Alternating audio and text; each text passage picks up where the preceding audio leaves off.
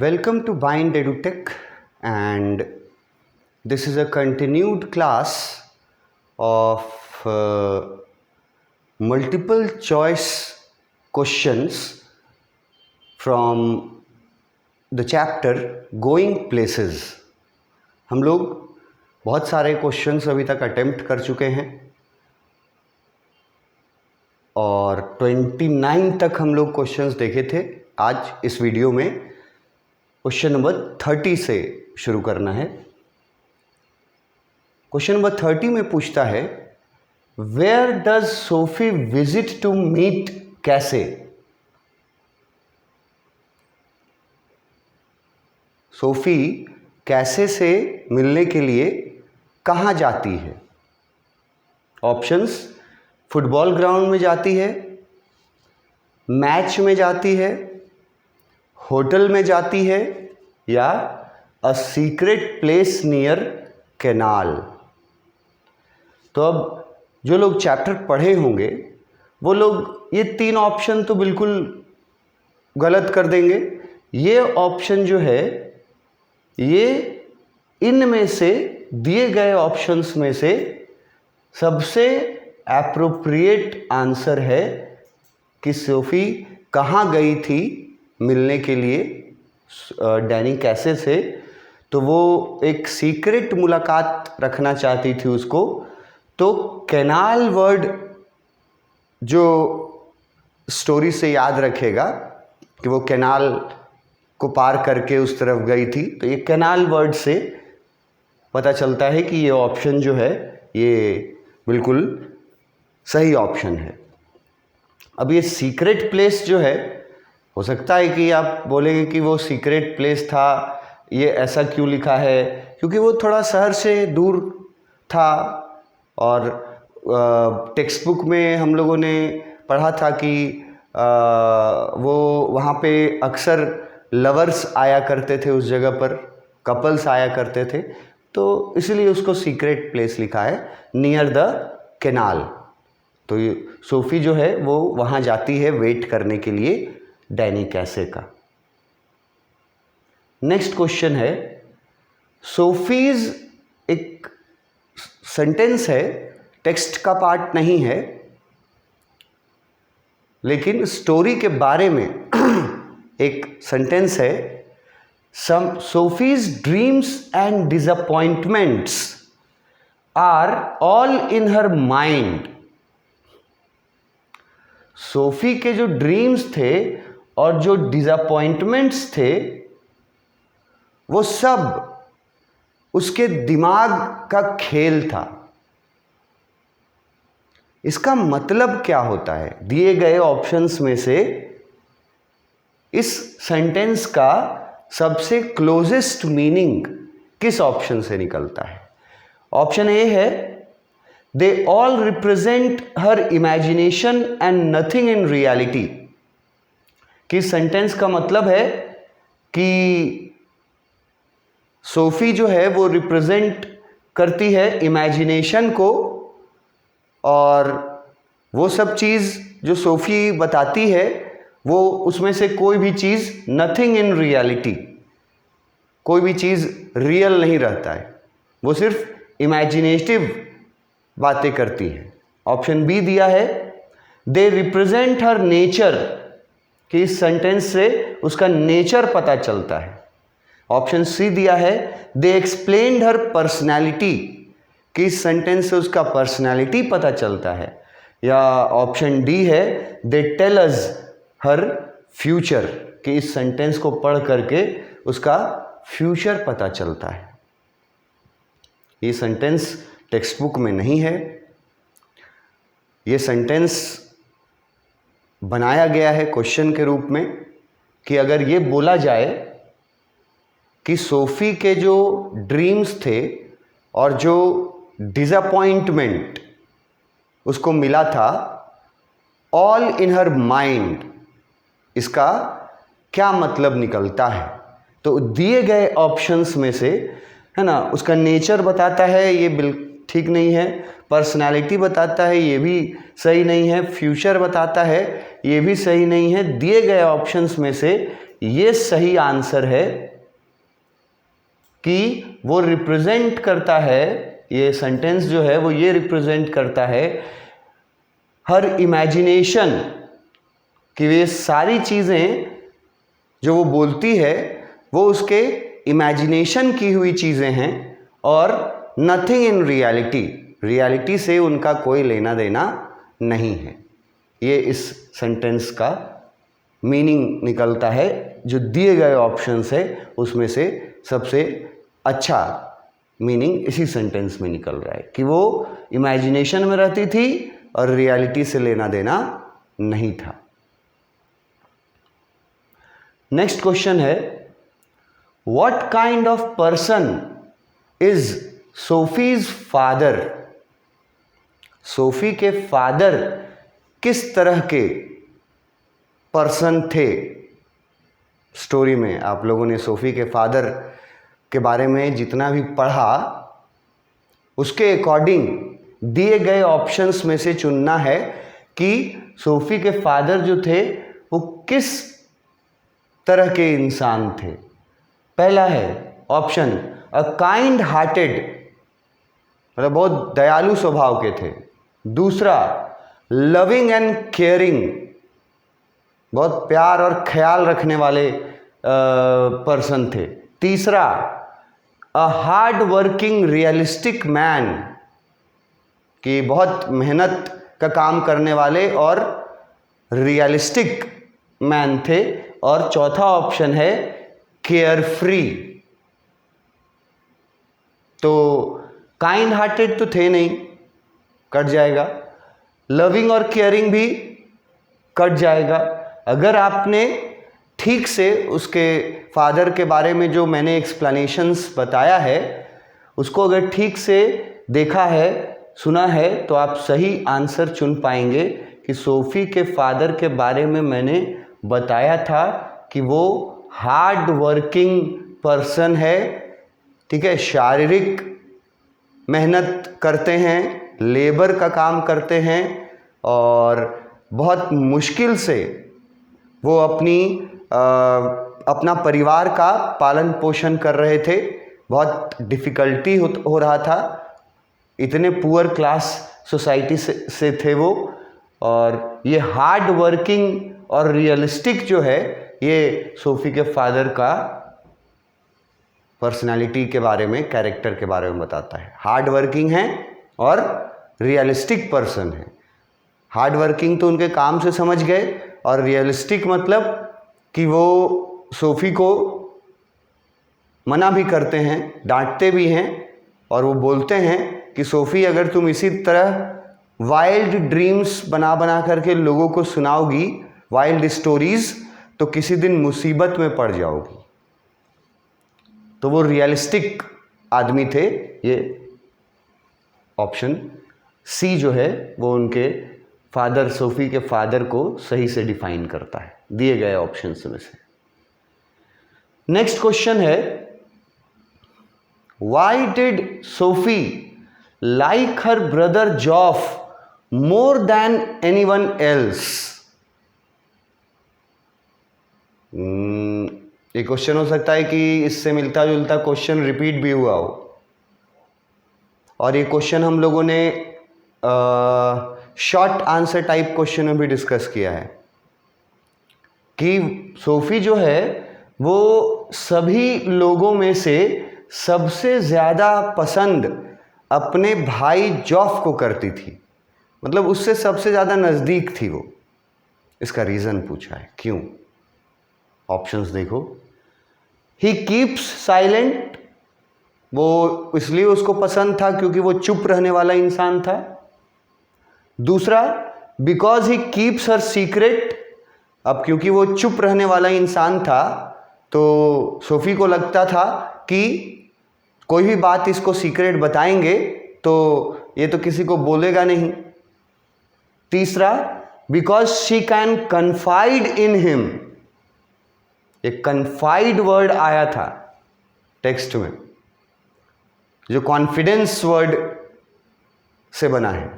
तो तीसरा ऑप्शन है क्योंकि सोफी को उस पर कॉन्फिडेंस था, भरोसा था। और चौथा ऑप्शन है ऑल दीज। अब सोचो कि सोफी सबसे ज़्यादा पसंद अपने बड़े भाई को क्यों करती थी। इन दिए गए ऑप्शंस में से वो साइलेंट रहता था, ये भी एक कारण है उसको पसंद करने का। सीक्रेट, साइलेंट रहता था तो सीक्रेट रखेगा, ये भी बात है, ये भी कारण है पसंद करने का। और उसमें सोफी को उस पर विश्वास था, ये भी कारण है, वो जॉफ को ज़्यादा पसंद करती थी। तो यहाँ जो कारण दिए गए हैं उनके अनुसार इसका सही आंसर जो है वो डी होना चाहिए, ऑल ऑफ द अबव। ये सभी कारण जो ऊपर दिए गए हैं ये सभी कारण हैं सोफी के अपने भाई जॉफ को ज़्यादा पसंद करने का। अगर ऑप्शंस बदल देते, कुछ और ऑप्शंस रहते तो आंसर और भी हो सकता था। जैसे सोफी ज़्यादा से ज़्यादा नज़दीक अपने भाई से क्यों जाना चाहती थी, इसके पीछे एक पर्पस था ना उसका अपना। वो अपने भाई को भरोसा दिलाना चाहती थी कि इतना भाई उस पर भरोसा करे कि उसको अपने साथ उस दुनिया में ले जाए जिस दुनिया में सोफी सोचती थी कि उसका भाई जाता है जब वो चुप रहता है। तो उसका सोफी का अपने भाई को ज़्यादा चाहने का पर्पस ये था। लेकिन जो ऑप्शंस दिए गए हैं उसके अनुसार आंसर ये तीनों हैं, इसीलिए ऑप्शंस के अनुसार यहाँ पर हम आंसर चुने। All these are the reasons why Sophie like her brother Geoff more than anyone else. Next question में आते हैं, question number 34। What does Geoff silence symbolise in Sophie's view? Sophie के नजरिए से, व्यू वर्ड जो है वो पॉइंट ऑफ व्यू, नजरिए से सोफी के जो है वो जॉफ के साइलेंस को क्या समझती थी। जॉफ का साइलेंस जो है वो किस चीज का सिंबल था according to Sophie, not in reality. पूछ रहा है कि सोफी के अकॉर्डिंग जॉफ का साइलेंस क्या सिंबलाइज करता था। ऑप्शंस देखो। पहला, जॉफ का साइलेंस जो है डिस्टेंट प्लेसेस को सिंबलाइज करता था। डिस्टेंट मतलब होता है बहुत दूर, तो जॉफ का साइलेंस बहुत दूर दूर के जगहों को सिंबलाइज करता था। दूसरा, हिज वेग पर्सनैलिटी। वेग का यहां मतलब है कि वो डुअल पर्सनैलिटी में जीता है, मतलब असली नकली अलग अलग है। चेहरे के ऊपर एक और चेहरा है, अंदर से कुछ और है और बाहर से पर्सनैलिटी कुछ और है। तो क्या ये उसके साइलेंस का क्या ये सिंबल निकालती थी सोफी, या हिज जॉवियल नेचर। अब जॉवियल वर्ड का अगर मतलब जानोगे तब ये तो तुम्हारे इंग्लिश के बैकग्राउंड पे डिपेंड करता है। जॉवियल का मतलब होता है खुशमिजाज इंसान। तो सोफी जो है उसके व्यू पॉइंट से जॉफ का जो साइलेंस था वो किस चीज का सिंबल था। दूर, अलग दूर के जगहों के बारे का सिंबल था। डिस्टेंट मतलब बहुत दूर के प्लेसेस को सिंबलाइज करता था, या उसके डुअल पर्सनालिटी को सिंबलाइज करता था, या उसके हंसमुख व्यवहार को सिंबलाइज करता था, या डी में है wandering of his mind to distant places. अब ये थोड़ा टफ क्वेश्चन के कैटेगरी में आता है। अगर आप वेग वर्ड का मतलब नहीं जाने अगर आप जॉवियल वर्ड का मतलब नहीं जानते हैं, अगर आप वंडरिंग वर्ड का मतलब नहीं जानते हैं, अगर इनका मीनिंग आपको नहीं पता है, जो कि आपके इंग्लिश के बैकग्राउंड पे डिपेंड करता है, तो आप इसका आंसर खोजने में मुश्किल होगा आपको। लेकिन अगर आप जानते हैं इनका मीनिंग्स, तो आप आसानी से आंसर खोज लीजिएगा। जानते हैं तो थोड़ा बैकग्राउंड अगर अच्छा है तो आप आंसर खोज पाइएगा इसमें। ये अगर समझिएगा कि वंडरिंग का मतलब होता है घूमना फिरना। ये जो दो वंडरिंग होता है, एक स्पेलिंग थोड़ा देखो इसका, एक होता है WONDERING, ये सेम स्पेलिंग है, एक ही जगह ओ लग जाएगा तो वो अलग हो जाता है। वो वंडरिंग होता है आश्चर्य के लिए। वंडरिंग जो है वो आश्चर्य के लिए होता है, जिसमें WO लिखते हैं। और यही स्पेलिंग में अगर WA लिखते हैं ना तो वंडरिंग कहलाता है।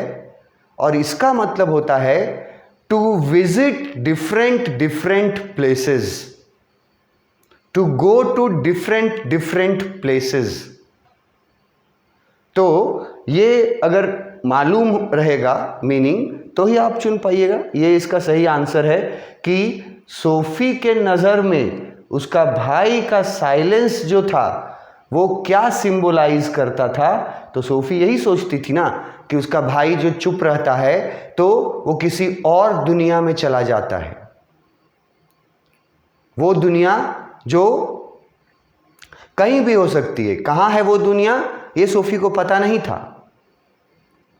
वहाँ पर टेक्स्ट बुक में लिखा गया था कि वो दुनिया हो सकता है कि शहर से बहुत दूर ग्रामीण क्षेत्र में हो, या हो सकता है कि वो दुनिया शहर से सटा हुआ हो। लेकिन सोफी के मन में ये बात पक्का था कि जॉफ जो है वो साइलेंट जब रहता है तो इसका मतलब है कि वो किसी और दुनिया में चला जाता है। तो ये वाला जो ऑप्शन है ये सबसे सही ऑप्शन है। यही बताता है कि अलग अलग जगह पर उसका माइंड दूर दूर अलग अलग जगह पर जाता है, वंडरिंग करता है, मतलब विजिट करता है अलग अलग जगह पर। यही सोफी सोचती थी उसके साइलेंस के बारे में। और एक चीज़ ये भी आपसे पूछ देगा ना, साइलेंस वाला एक क्वेश्चन था, she was jealous of his silence. Sophie के बारे में ये भी लिखा हुआ था कि वो अपने भाई के साइलेंस से जलती थी, क्योंकि भाई अकेले अकेले घूमता था, जाता था अलग अलग जगहों पर बाहरी दुनिया में और मज़े करता था। सोफ़ी को ऐसा लगता था, सोफ़ी इतना इमेजिनेटिव थी, अपना एकदम ड्रीमी वर्ल्ड बनाती थी। तो वो जॉफ के साइलेंस के बारे में भी उसने अपना एक इमेजिनेटिव वर्ल्ड बना रखा था कि जॉफ जब साइलेंस रहता है तो इसका मतलब किसी और दुनिया में चला जाता है, ये इसीलिए साइलेंस रहता है। और हमको उस दुनिया के बारे में नहीं बताता है, शेयर नहीं करता है हमसे, हमको कभी उस दुनिया में ले नहीं जाता है। तो ये आंसर जो है वो सबसे सटीक है इन दिए गए ऑप्शंस में से। इसलिए यही मतलब निकालती थी सोफ़ी जॉफ के साइलेंस का, और वो उसके साइलेंस से जलती थी क्योंकि वो उसको उस दुनिया के बारे में न बताता था न ले जाता था। वो दुनिया सोफ़ी के लिए बहुत इम्पोर्टेंस रखता था क्योंकि वो दुनिया सोफ़ी के लिए अनजान था और वो दुनिया सोफ़ी के पहुंच से बाहर था। नेक्स्ट क्वेश्चन है, which country did Danny play for? ये तो इजीएस्ट क्वेश्चंस में से है। अगर आप लोग पढ़े हैं चैप्टर तो सबसे आसानी से आप आंसर चुन लीजिएगा कि आयरलैंड कंट्री के लिए डैनी कैसे खेलता था। और अगर टीम का नाम पूछ दिया तो यूनाइटेड टीम जो था उसके लिए डैनी कैसे खेलता था। नेक्स्ट क्वेश्चन है, अभी जो हम बोल रहे थे कि सोफी अपने भाई के किस आदत से जलती थी। ये क्वेश्चन भी पूछ सकता है कि अपने भाई के किस आदत से वो जलती थी। तो चैप्टर में हमने पढ़ा है कि वो अपने भाई के साइलेंस से जलती थी, और ये क्वेश्चन में पूछ दिया क्यों। दिए गए ऑप्शंस में से कौन सा ऑप्शन सबसे एप्रोप्रिएट है, कारण क्यों वो जलती थी अपने भाई के साइलेंस से। तो ऑप्शंस देखें। पहला ऑप्शन है बिकॉज ही कीप्स साइलेंट, क्योंकि वो चुप रहता था इसलिए जलती थी। दूसरा ऑप्शन है because he is a mechanic, वो मैकेनिक अप्रेंटिस मैकेनिक का काम करता था इसलिए जलती थी। Because he reveals his secret, उसका भाई सोफी का सीक्रेट लोगों को बता देता था इसलिए जलती थी सोफी। या ऑप्शन डी में लिखता है because of inability to reach unknown areas of his mind.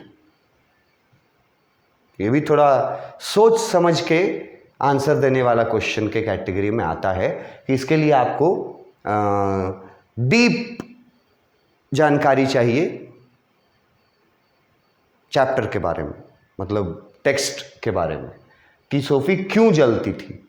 Silent रहता था इसलिए मैकेनिक, तो बिल्कुल गलत है। उसका सीक्रेट रिवील कर देता था इसलिए भी नहीं जलती थी। ये जो ऑप्शन है ये सबसे सटीक ऑप्शन है दिए गए ऑप्शंस में से, क्योंकि इसमें लिखा गया है कि वो इसलिए जलती थी क्योंकि उसका भाई उसको अपने लाइफ के उन एरियाज के बारे में नहीं बताता था, अननोन एरियाज के बारे में नहीं बताता था, जहां वो जाता था, घूमता था अपने साइलेंस के दौरान। उसका घूमने फिरने से सोफी को कोई प्रॉब्लम नहीं था। साइलेंट होकर के वो किसी और वर्ल्ड में चला जाता था, ये सोचती थी सोफी, जबकि ये रियलिटी नहीं था। तो सोफी को इससे कोई जेलसी नहीं था कि वो घूमता था अलग अलग दुनिया में। जेलसी इस बात की थी कि वो सोफी को उसमें शामिल नहीं करता था, मतलब कि वो सोफी जो है वो इनेबल थी उसके जीवन के उन क्षेत्रों को जानने में, माइंड मतलब लाइफ, उसके लाइफ के उन क्षेत्रों के बारे में जानने में सोफी असमर्थ थी, क्योंकि उसका भाई उसको कभी उस दुनिया के बारे में कुछ बताता नहीं था।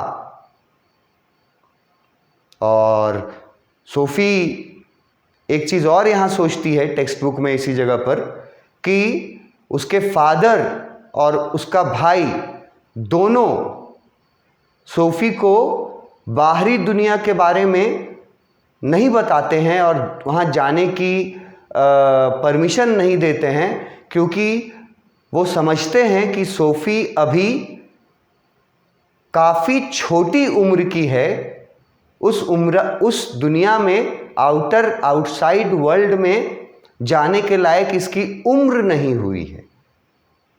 इसलिए ये सोफी का अपना सोच था कि फादर और ब्रदर को लगता है कि मैं टू यंग हूँ, मैं बहुत कम उम्र की हूँ अभी, इसीलिए उस वर्ल्ड में मुझे नहीं ले जाते हैं या उस वर्ल्ड के बारे में मुझे नहीं बताते हैं।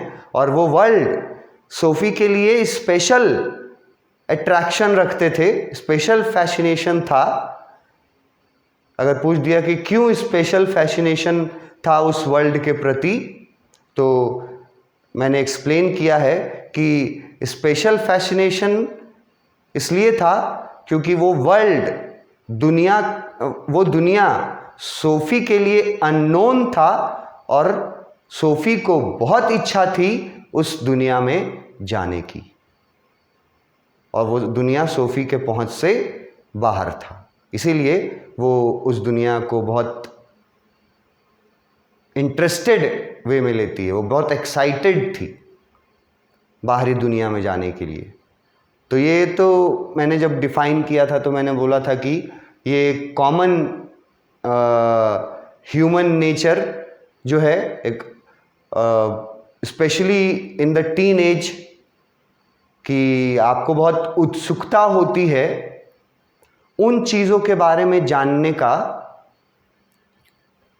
जो चीज़ें आपके पहुंच के बाहर होती हैं, या आपको उन चीज़ों को पाने का, हासिल करने का ज़्यादा उत्सुकता होता है जो चीज़ें आपके पहुंच से बाहर होती हैं। तो वही चीज़ें आपका ध्यान ज़्यादा आकर्षित करती हैं।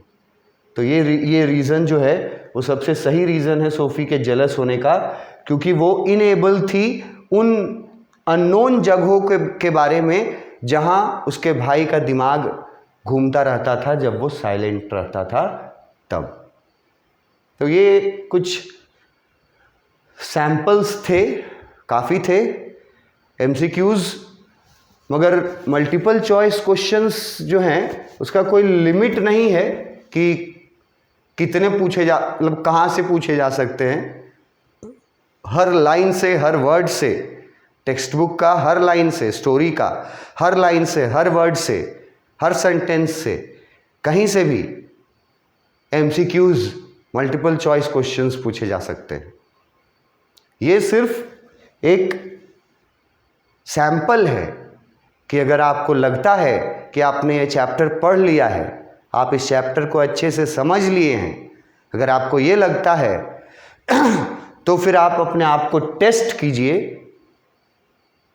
मल्टीपल चॉइस क्वेश्चंस को अटेम्प्ट करके। तो आपको पता चलेगा कि कितना गहराई तक आप जानते हैं और कितना और आपको जानना चाहिए। तो ये एमसीक्यूज़ जो हैं ये यहीं पे फिनिश करते हैं, इतने एमसीक्यूज़ हैं। और जैसा मैंने कहा था कि गोइंग प्लेसेस नाम का चैप्टर जो मैंने शुरू किया था, तो पहले मैंने ऑथर के बारे में बताया था, फिर चैप्टर का इंट्रोडक्शन, बैकग्राउंड बताया था, उसके बाद चैप्टर के टाइटल का मीनिंग और उसका सही होना, इस पर मैंने डिस्कस किया था। उसके बाद कैरेक्टर्स के बारे में मैंने आपको बताया। उसके बाद हम लोग टेक्स्ट में आ गए थे और लाइन बाय लाइन पूरा स्टोरी हम लोगों ने एक्सप्लेनेशन देखा है। मैंने पॉइंट्स में एक्सप्लेनेशन लिखा भी है, वीडियो लेक्चर में मैंने वर्बली समझाया भी है। और जब चैप्टर फिनिश हो गया स्टोरी, तो फिर हम लोगों ने इस स्टोरी से related short question type answers discuss किए हैं, वो भी बहुत सारे किए थे। और फिर हम लोगों ने इस स्टोरी से रिलेटेड मल्टीपल चॉइस क्वेश्चंस भी अटेम्प्ट किए, और कुछ शॉर्ट टाइप क्वेश्चंस और कुछ एमसीक्यूज़ मैं आपको प्रैक्टिस करने के लिए असाइनमेंट के रूप में पीडीएफ में भेजूंगा, रखूंगा, दूंगा, जो अपलोड किया जाएगा। और उनको भी आप अटेम्प्ट कीजिएगा ज़रूर, अगर आपको लगता है कि आप इस चैप्टर को अच्छे से समझ चुके हैं, तो आप उनको भी अटेम्प्ट करके देखिएगा, जो रहेगा वर्कशीट या असाइनमेंट के रूप में पीडीएफ में दिया रहेगा। तो ये चैप्टर हम लोग यहाँ पे इसका जो एमसीक्यू था वो यहाँ फिनिश करते हैं। थैंक यू, नेक्स्ट वीडियो में मिलेंगे।